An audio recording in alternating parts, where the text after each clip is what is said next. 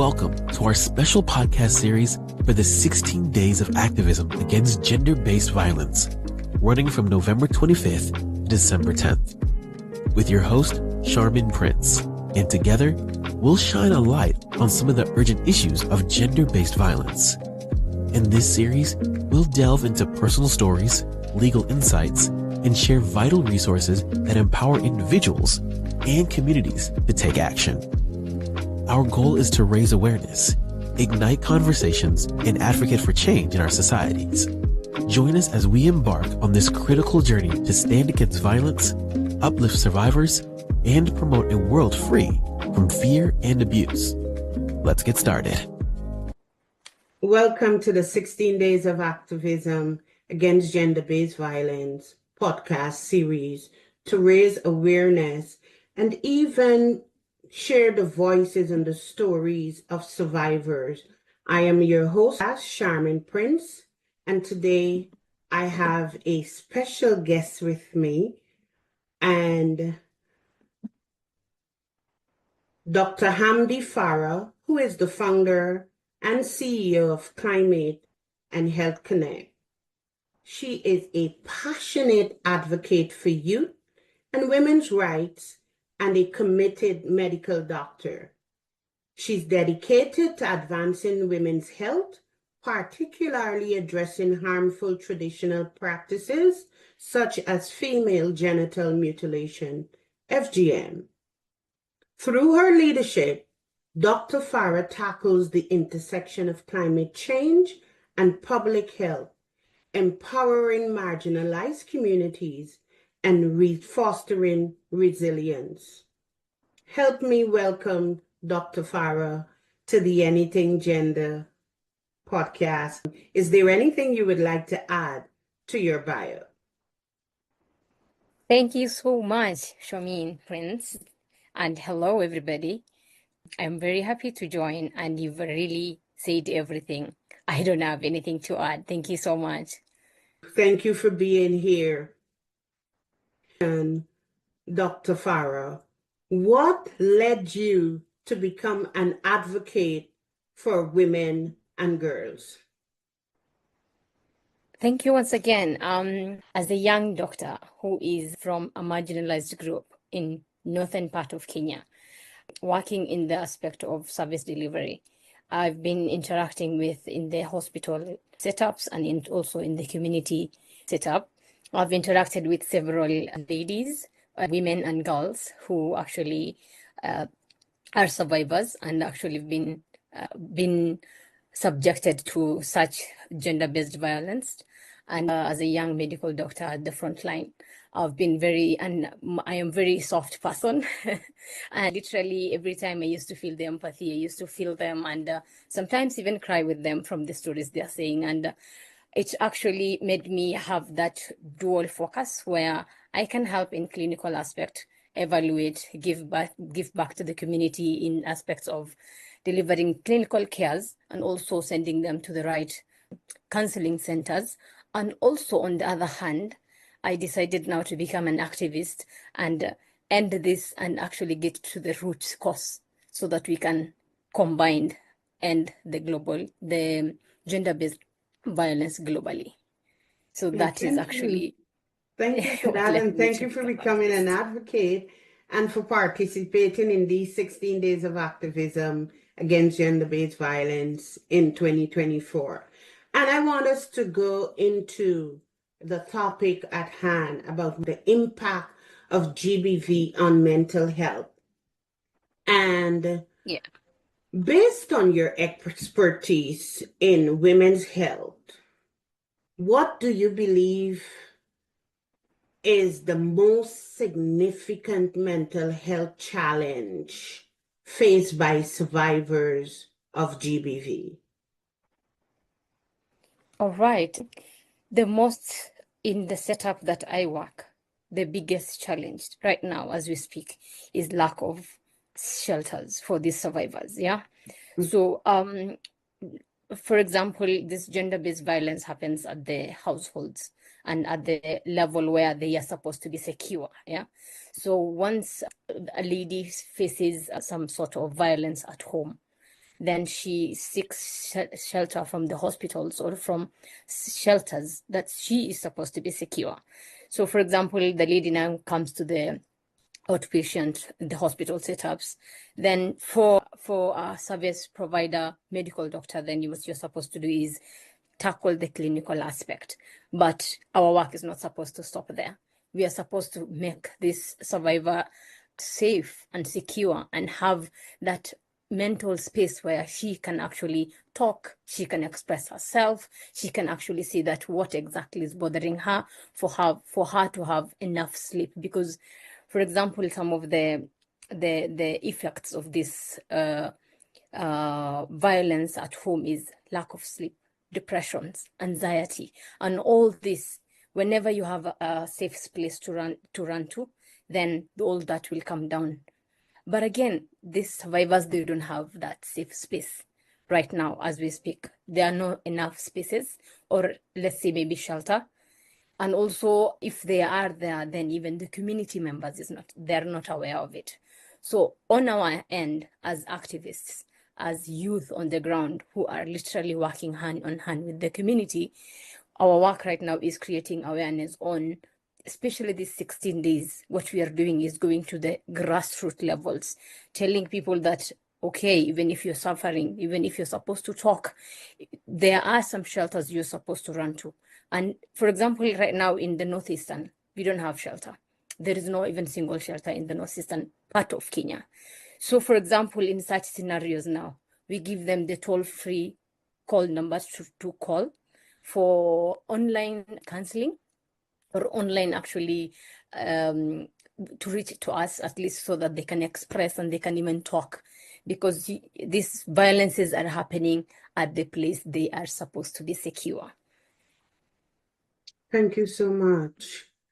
And with that challenge of lack of shelter, how are you able to support the women with their safety? All right. So, for example, some of the practices that we have done as an organization and as youth coming together to help or to give back to the community, we created women groups among themselves. For example, right now we cannot afford to get a shelter for them, but what right now we can do for them is create groups of 20 women in certain villages, like in one village we will have 20 women coming together, discussing their problems amongst themselves. Also in that small group, creating a small business so that it can help them, like a women empowerment kind of thing. For example, they start contributing among themselves like $2 in a month or whatever they can afford, and then they help one lady among themselves, and then that lady now starts small business. This has been happening the last 8 months. It's very successful. It's making them busy, because idle, sometimes being idle will get you into trouble. So among these 20 ladies or 20 women coming together, they share problems, they talk, they even gossip sometimes, and which I feel like sometimes it's a way of relieving yourself.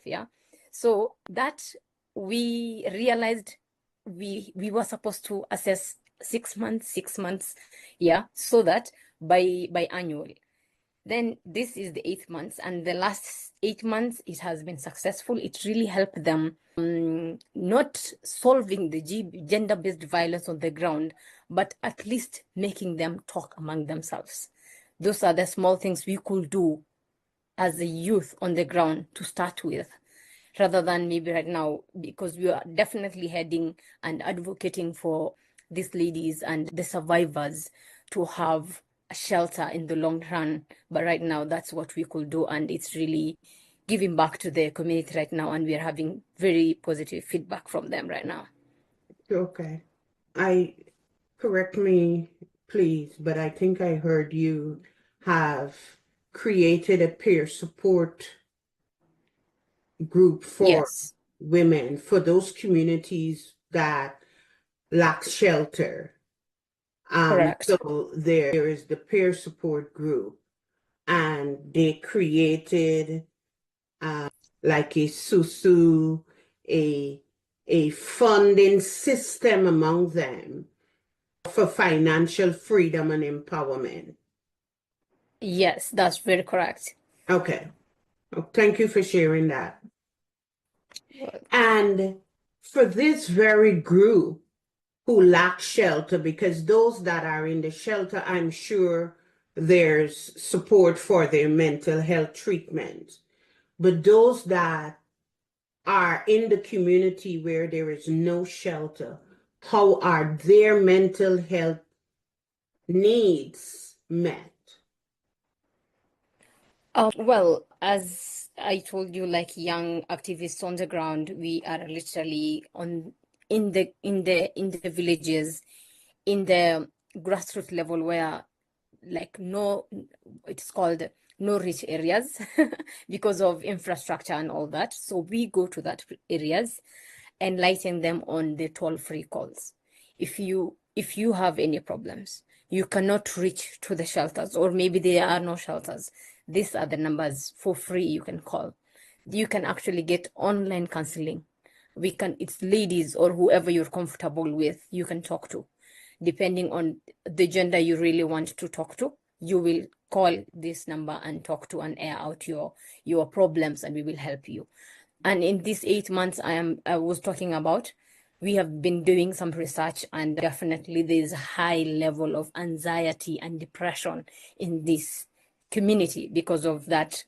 And the community I am talking about is very reserved and very in the grassroots level. There's no even internet in those areas. Yeah, even electricity has not reached them, some of these places we are talking about.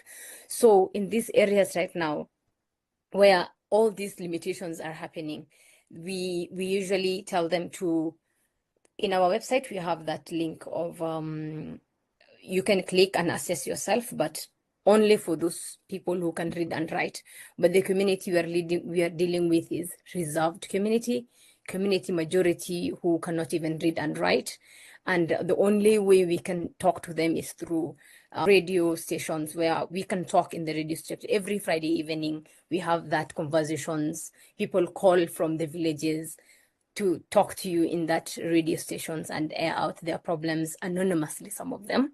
And our work is literally to answer them. And out of that research we did, there was so much depression that was quote unquote called headache. A lady or somebody, a survivor, will just tell you, our mother has been having continuous headache 3 days, 4 days. And then some of the traditional practices that I was talking about, they usually name it as being cursed or maybe something traditional, but in real sense, it's medical attention this person needs. It's not traditional thing. It's not headache. It is depression. She's not been talking to anyone. The perpetrator has been in the same area with her or him, and there was continuous suppression. So that led to this quote unquote headache, which after assessment literally became depression.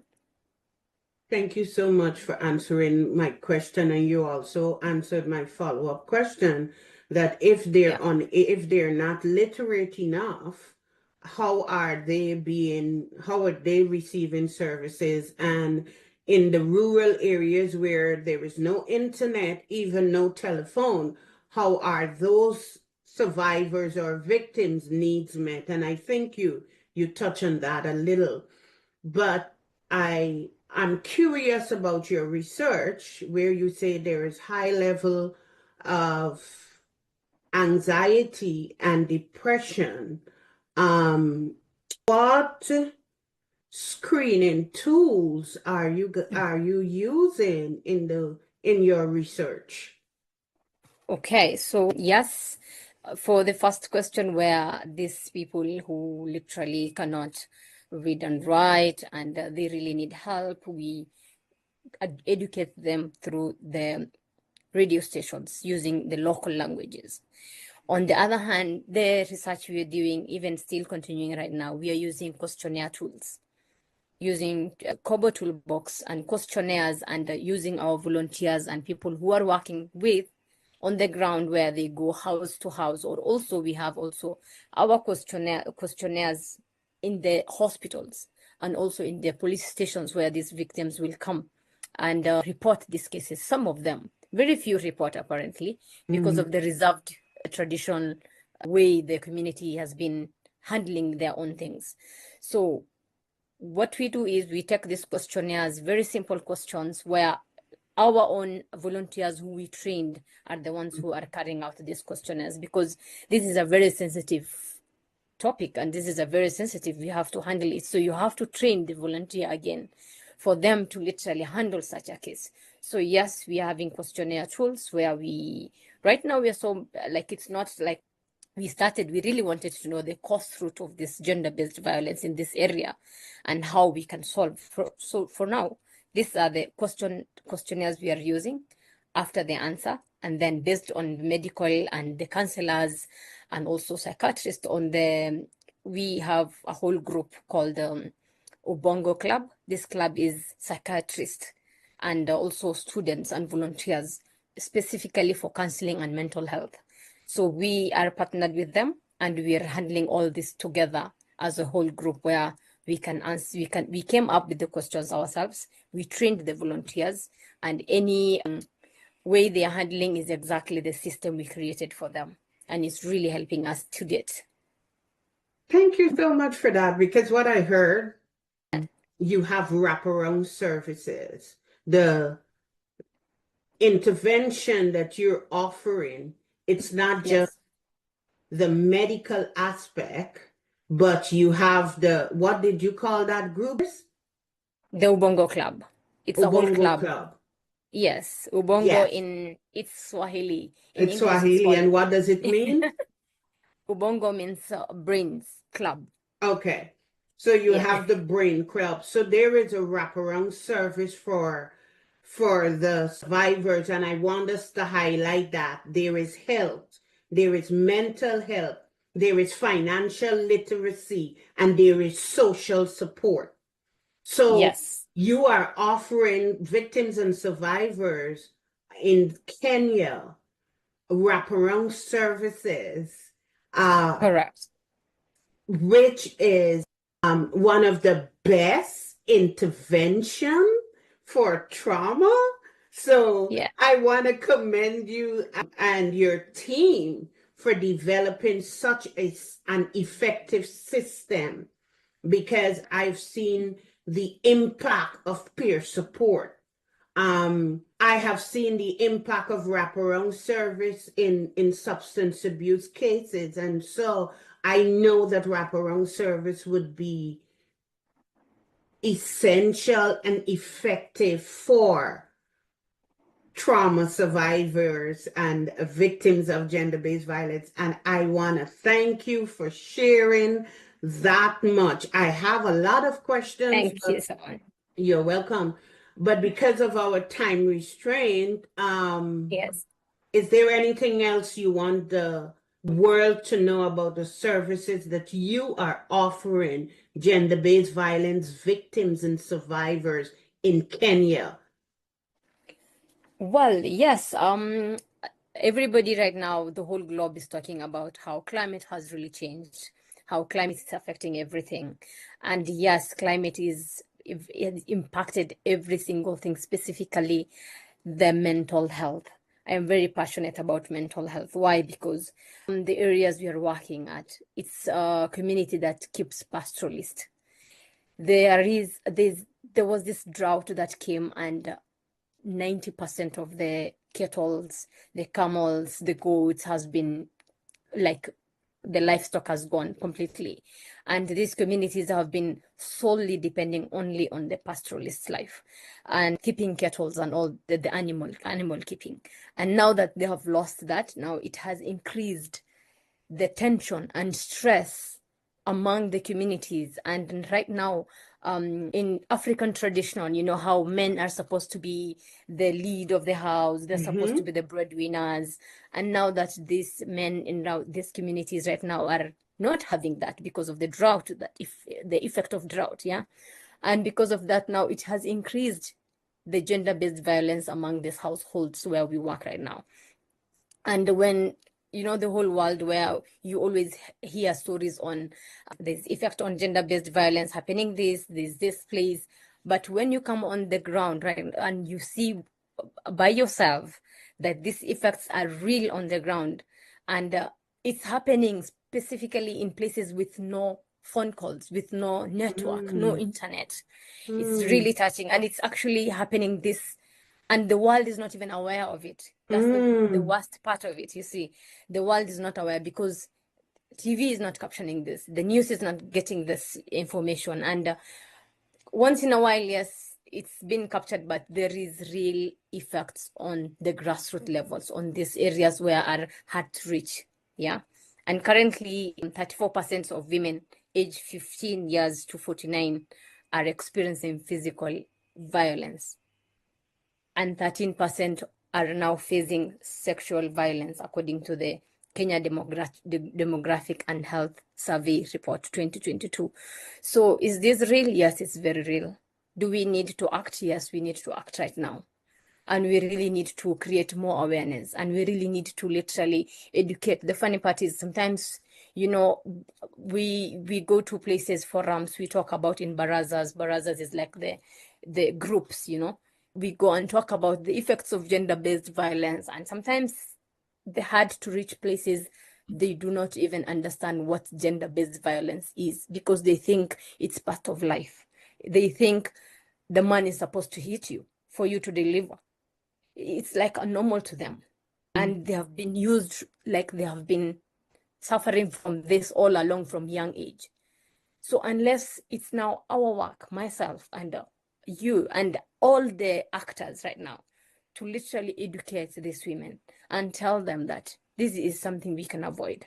You're not supposed to be quiet. You're not supposed to keep quiet and sleep on this. We will be there to help you, because again, what women again fear most is, if I leave this, where will I go? I do not have any other safe place. I cannot leave my children. So they suffer for the sake of their children and their family. Again, they will think of, maybe I will bring shame to the community. I will bring shame to my clan. You see, so those are the things me, myself, and all the local actors and all the actors in the world, we are supposed to hold hands and tell these people, like, literally, it can happen to me, it can happen to anyone. So if we will not speak, and if they cannot relate with you, now that's the other thing, relating. If, like, maybe I go to a lady who is wearing a scarf like me, and I tell her, like, this is so bad, you're not supposed to keep quiet. It's not religion, it's not anything, it's just bad practices. Then it hits her like, yeah, that's very true. If she is talking about, then I can relate to this, you see. So I get very passionate sometimes, I'm really sorry, but it really touches me, because I have gone to the ground and I have seen real things, and I've been crying day and night, sometimes not eating, sometimes feeling depressed. I actually go to therapy for me to go and give back to the community sometimes, So I'm sorry, I became very emotional.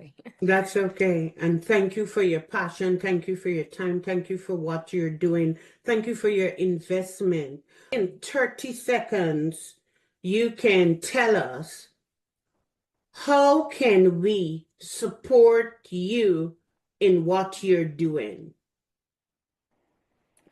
Thank you. Well, sometimes, when you create this, for example, the only solution is to keep somebody free from what they don't like, financial freedom, like any kind of freedom is the root success to everything. As youth who came together, we developed these groups, the women groups I was telling you.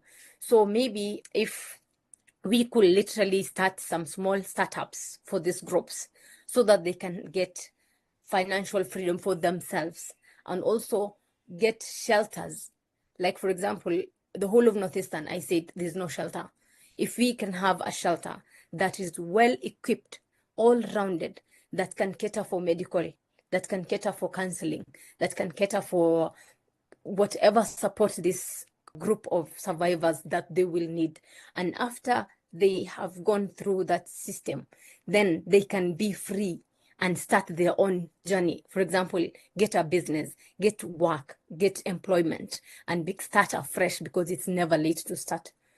Start afresh and live a life again, and be educated in this time they're in this shelter, that you can start at any age. It's not limited to anything. It's just in your brain that you limit yourself. If we can get that whole system, a shelter maybe, or maybe any way we can support these women, and not only women, even men are suffering, all genders are suffering. Any way we can help any human being who is suffering, right from the accommodating this human being to the point they can talk, because some of them, they talk after months, they are still traumatized, they can't even talk, to a point they can literally talk and express themselves, to a point they get through healing, and now after they healed, I start life again. Yeah. And I want to do business. I want to be taught. I want to go back to school. I want to start my own business. I want to be employed. I am a career person. That could have been very helpful. Thank you so much, Dr. Farah. This has been the Anything Gender podcast, and it's the series for the 16 Days of Activism 2024. We'll see you on the next episode.